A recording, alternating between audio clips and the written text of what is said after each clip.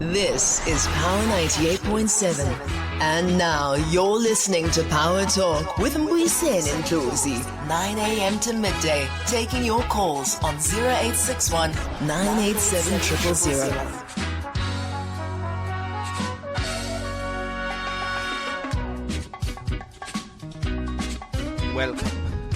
Welcome back, Bantwana Benkosi. This is indeed Power Talk on Power 98.7 with me, Mbuyiseni Ndlozi. We are broadcasting live from at University of Dar es Salaam here in Tanzania. In this segment, I'm joined by the National Assembly Chief Whip of the African National Congress, Ubaba Mdumiseni Ntuli.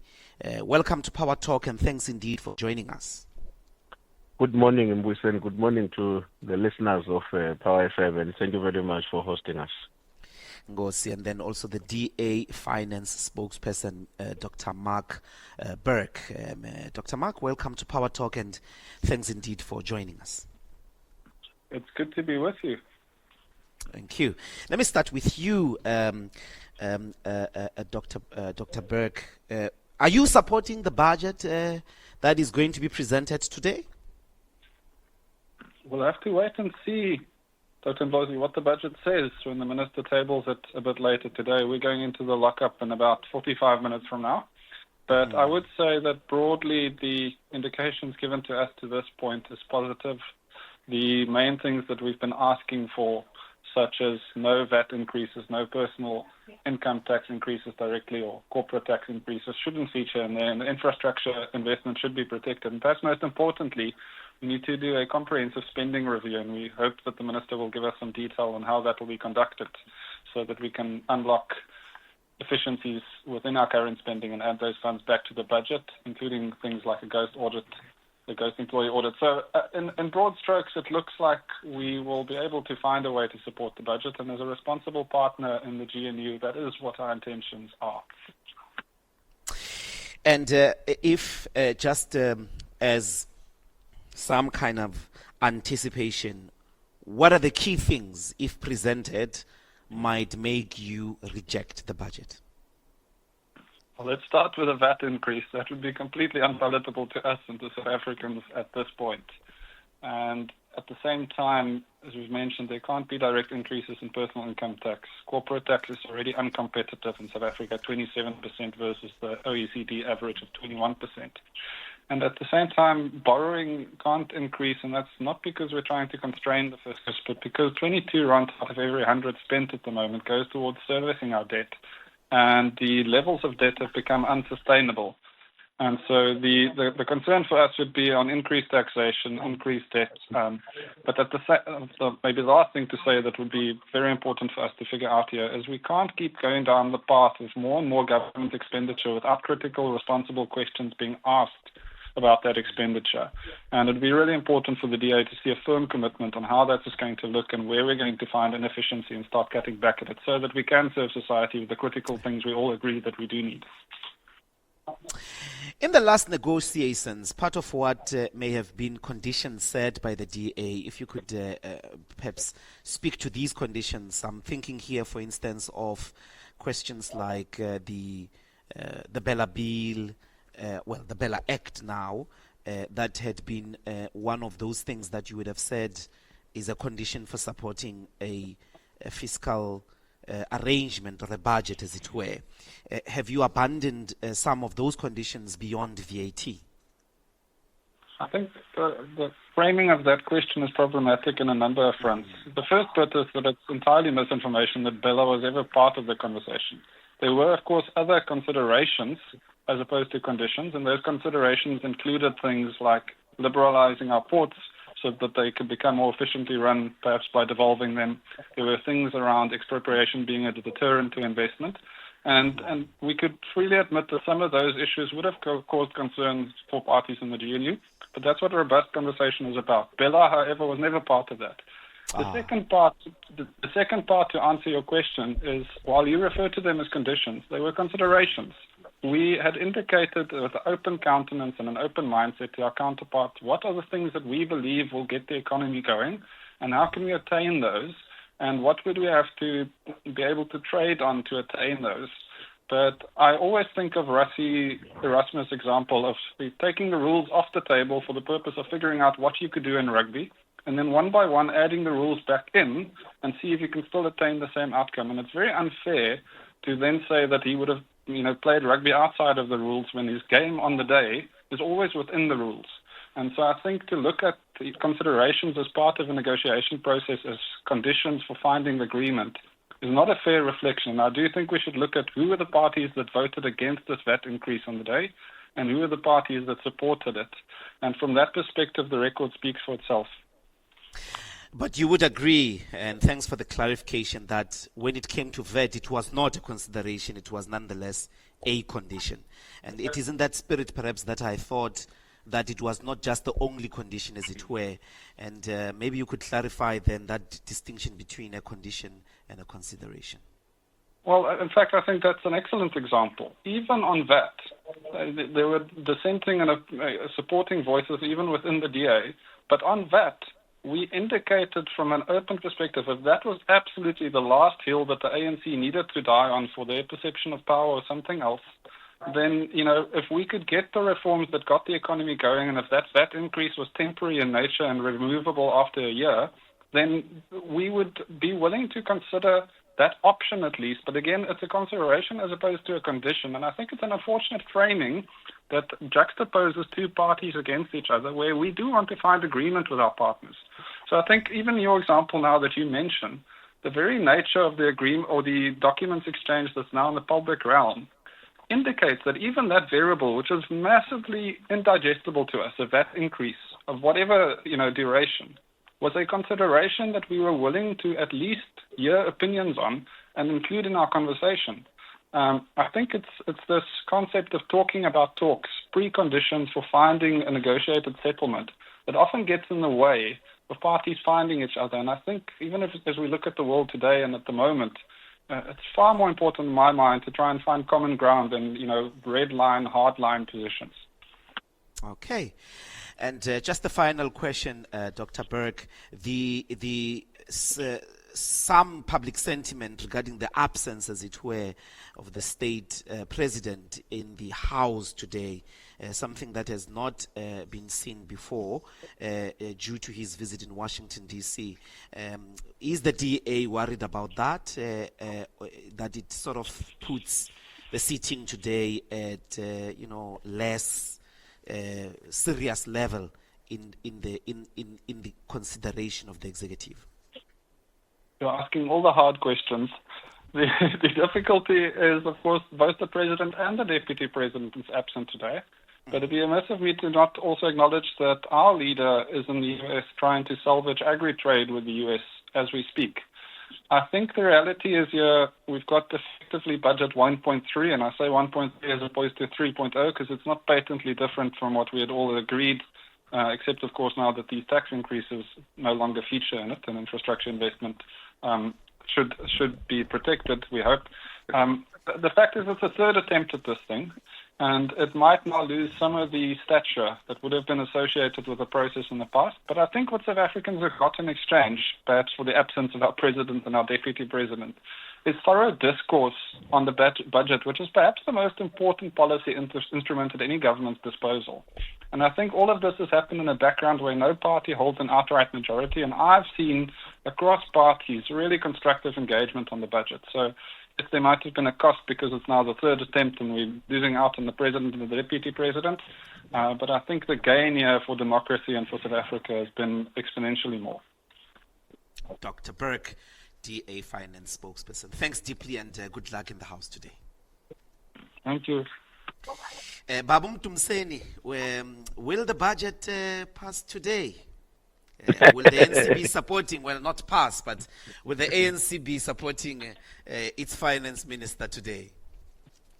Sure, no. I think Mbuyiseni, we were in a position to support the finance minister. You remember that even when he presented the budget in March, we supported the budget. We understood that there were concerns relating to the 0.5%, which were not necessarily concerns only in society but outside the ANC. Even within the ANC, there were those concerns. Hence, we took a decision that we will have to work together with interested parties to find a solution to that problem, and that was done.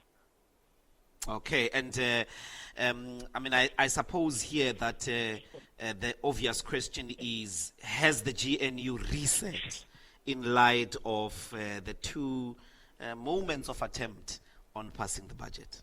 You had promised that you're going to reset the GNU. I would say, I would say that it's part of the work in progress, Dr. Ndlozi. Let me tell you why I'm saying that, because there's just been a consensus. I would imagine this consensus will not be betrayed by any of the parties. I hope none of us walk away from the commitment that has been made to support this current budget. But as to the extent to which that help us to do the reset, I think there's still a great deal of work to be done. You remember that what the ANC had explained in public about the meaning of a reset included revisiting the statement of intent. Yeah. Having to agree, for instance, on how to manage major differences without any of the parties resulting to litigation. So there's still a very long conversation that must be undertaken within the GNU to deal with the issues around how to reposition the GNU in such a way that it functions efficiently and effectively. Okay, and this agreement, are you able to put it to us in numbers yet? In which one? Of the support of this budget? No, well, from what I understand, I mean, in the discussions that have taken place, all parties in the GNU are in support of the budget, and I suspect as well that the majority of the parties outside the GNU may equally be very comfortable with the budget now that the VAT is no longer part of the equation. Because generally, parties were not opposed to the budget that was presented then, except the VAT. With the VAT being set aside, I want to believe that beyond the GNU, you still have a majority of the parties who are outside the GNU also saying, well, this is the step in the right direction. Yeah, maybe a much more concrete question is the ones that you say you have met and gotten this agreement from. What are we speaking about in terms of actual numbers on the floor? You mean in the support of this budget? Yes. I mean, the GNU, let me start with the GNU. The GNU on its own has got 287 members of the National Assembly. So those members, from what one has understood over the past week and now, we agree, we are converging. And I want to believe that unless stated otherwise, parties such as the Action SA, BOSA, let me say parties that worked with us to remove the VAT, I also believe that they are going to come on board in terms of the way in which this budget has been organized, because what was their major concern has been addressed, which was the VAT. I must also hasten to say, Mbuyiseni, I do know that there were other issues that these parties had raised. For instance, the Action SA raised matters about where they would like to collaborate with the ANC. We haven't abandoned that. We just have to go through this budget process, complete it, and still convene bilaterals through which we can discuss some of the issues that they propose. They would like a collaboration with the African National Congress. Okay, but will I be correct to say part of the agreements that you have sourced in relation to the support of this budget include Action SA? I mean, that's a big sort of interest in public imagination, taking into consideration the last time you tried to pass the budget. Yes, I would say so, and say so guardedly, in a sense that we succeeded working with Action SA and BOSA to remove the VAT. And having succeeded to achieve that objective, we believe that there was nothing else that was separating us in terms of supporting the budget. It may very well be that when numbers are presented later this afternoon, this or the other party may say, well, if you had increased this by $1 billion or decreased this by so much, but I don't think there would be fundamental disagreements. I think it would be a question of where emphasis should have been made as opposed to somewhere else. So yes, indeed, I'm quite comfortable that the parties that work with us, we achieve the purpose for which we had agreed to work together for, and I believe that we still stand a good chance to now take this budget through and pass it for implementation. I know that there is a big resistance on the record to VAT increase. Some people have opposed, and I suppose the ANC too, personal income tax increases. If the Minister of Finance comes into the House today, what are the tax increases that you will be able to accept other than the VAT, maybe, and personal income tax? Well, you see, it will depend. From the ANC's point of view, we were, in the first instance, very flexible that the minister may have to explore the other tax laws we have as opposed to the VAT. For instance, the ANC has been raising the issue about a need to revisit our current corporate tax, as an example. The ANC has been raising an issue about wealth tax as another example. So we would expect that some of these things, of course, may not be able to be done and achieved now because they may require some legislation to be processed by Parliament. But quite honestly, the ANC would be much more comfortable with any slight adjustment on any of the tax regimes in order to meet the national imperatives. I don't think that, beside the VAT, I don't think that the ANC would be rigid, that we're also going to stand up and oppose this and that. I think I still have Dr. Burke here online. I wanted to pose the same question, if you could hold on, Dr. Ntuli. Dr. Burke, is there any other tax increase you will be opposed to outside of the VAT? For instance, if the corporate income tax is adjusted by 0.5%, would the DA be opposed to that? Absolutely. South Africans are overburdened. Would you walk out of the House or GNU? Is it that type of opposition of the same gratitude? Of the same stature, gratuity, yes, as VAT. Well, I think there are two different scenarios described there: walking out of the House in protest and walking out of the Government of National Unity. Both of those scenarios are probably a bit above my pay grade. But what I can tell you is that the DA remains firmly opposed to any form of tax increases for two reasons. The first is South Africans are already overburdened, cannot afford any more. The second has got to do with the structure of the economy and how much money is being taken out at a structural level to give to an inefficiently spending state. And if we extract more revenue in an environment where the OECD average for corporate tax is 21% and our tax rate is 27% for corporates, and at the same time our personal income tax levels is at Scandinavian levels of taxation and value-added taxes on a global standard, we've almost maxed out on every form of taxation that is possible, every category. And at the same time, we've given that money to, the latest surveys indicate to us, trust in government expenditures at 22%. So people don't trust the government to spend the money well anymore. But I want to also be clear here that the DA is not opposed to taxation as a mechanism of trying to build a capable state that serves society. I think, unfortunately, what's happened over the last 15 years is so much brokenness has crept into the way government is run. And unless we can get a handle on the spending side, no amount of additional revenue will solve for that. More money will compound the problem of corruption and inefficient spending. And at the moment, there's no more money that can be extracted. As we all know, people our age, Dr. Ndlozi, are feeling that their houses will be worth less year after year in most parts of the country. And at the same time, they're realizing that they'll probably be poorer than their parents. And a large part of that... Excuse me, Doc, and I apologize for that. Just in this 30 seconds, sin taxes, will you be opposed to that? Tax on cigarettes, if they increase those taxes, would the same apply?